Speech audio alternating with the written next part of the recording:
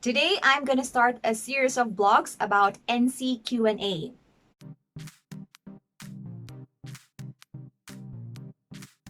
Hi guys, my name's John. So if this is your first time watching my video, please don't forget to subscribe and also click the bell button for the notification. I've been reading a lot of questions online about Nativecamp, and also I've been receiving a lot of messages lately. So today I'm gonna answer those questions so that I can share with you, because I know that most of you also got a lot of questions about Nativecamp. But before we start, let me first tell you that I'm not an NC admin. I'm also a Nativecamp teacher just like you guys. I'm just a simple home-based teacher. I've been working here for more than 2 years, and I'm just enjoying sharing my experiences with you and sharing some tips about Nativecamp. So now let's start with the Q&A. Okay, so the first question: how to avoid having your Nativecamp account deactivated? Nativecamp is getting more strict lately, so I think some or maybe a lot of you have experienced getting your account deactivated or temporarily deactivated. Some of the reasons would be complaint from students, and also having low ratings. And well, I think that's basically the two reasons why your account has been deactivated.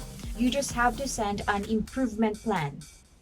And some teachers are asking me what to put in that improvement plan. So it's just easy, guys. Tell the admin what you will do to improve your lessons, and also make sure that you will do your best in each and every lesson. Okay? And then also, I've heard that you are given like 15 days or one cutoff to improve your ranking or to improve your ratings. And then also, what else? For account deactivation, so student complain. So sometimes students would complain about the network connection. So in that case, admin will book a lesson, and then you just have to have that lesson with the admin, and they will just check your internet connection. And if there's no problem with your internet connection, your account will be reactivated. And also for going back to the account temporary deactivation of your account due to low ratings or low performance. So when you submit your improvement plan, I think within 24 hours, your account will be reactivated. So, well, that's based on the experiences of some teachers that I've talked to online. And then, next question.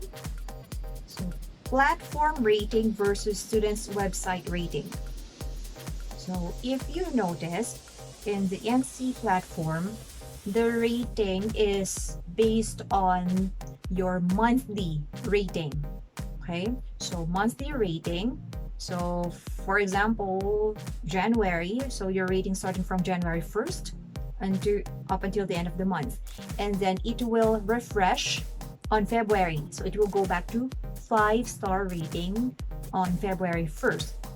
And then for the students website rating, so that's we call the waiting site. So it's different because it's only based on the last 100 lessons that you've conducted. It's being refreshed every Sunday night or Monday morning. So you will see your new rating every Sunday night. And also the comments of the students will be there. And most of the teachers are always waiting at Sunday night to check if they got a high rating or if they got a low rating. Next question: what's a tutor payment rank? So recently we had a new system of payment. So it's better now than before. Imagine before, my booked rating is only 60 pesos per 25-minute lesson. But now it's what's that, 76 pesos to 104 pesos. So it depends on your tutor rank, tutor payment rank. You can see that on the payment tab, and then just click on the details, and then you can see the qualifiers. Like for example, let me just log in. Tutor rank. So we have B1, 2, 3, 4, 5, 6, 7, up to 8. And I'm not sure, but I think with other tutors you have a different payment system. I'm not really sure, but in my case I have B1 to B8, so the highest would be B8. So there are different qualifiers for each level. Like I forgot, but like for example in B2 it's not accurate, okay, because I don't have the details now. So for example, for the B2 you have to conduct, like for example 10, you need to have at least 10 booked lessons in a cutoff, and then you need to have, let's say, you need to have high ratings, so like one or two low stars, so 1 to 2 star rating, only 2 or maybe less than 5. So you need to have only less than 5 low ratings, so that's 1 to 2 stars. So again, it's not accurate, okay, just check with the details on your payment tab. It's just an example. So for example, if you received like for example 6 2 stars in a cutoff, so unfortunately you will not be able to go up or to level up or to go to B3. But then if you will just stay in B2, I think. But then for example, you did not receive any low ratings on that cutoff, and then you were able to conduct more than 10 booked lessons, so you can level up to B3. And then there are different qualifiers for each level, and it's not difficult. So a lot of teachers are asking, if it's difficult to achieve, or if it's really achievable to be in B8. But I assure you guys, it's really achievable. Not to brag, but I'm now in B8, and I really worked hard to achieve that B8 ranking. So B8, so also there are qualifiers, less low ratings, and more booked lessons. So there. So now I just need to stay in B8 because that's the highest rank that we can have for the tutor payment rank. And then so how do you get your pay at Nativecamp? So for the newbie teachers and also for the applicants, we get our payment through bank transfer, online bank transfer, through, if you're a Filipino teacher, that's through BPI or PNB. So they only allow PNB savings account or BPI savings account, not the BPI family savings, okay? The BPI savings account. For BPI, for the KAYA savings, so a lot are asking about KAYA savings, because before I asked admin like twice or thrice if they accept the KAYA savings.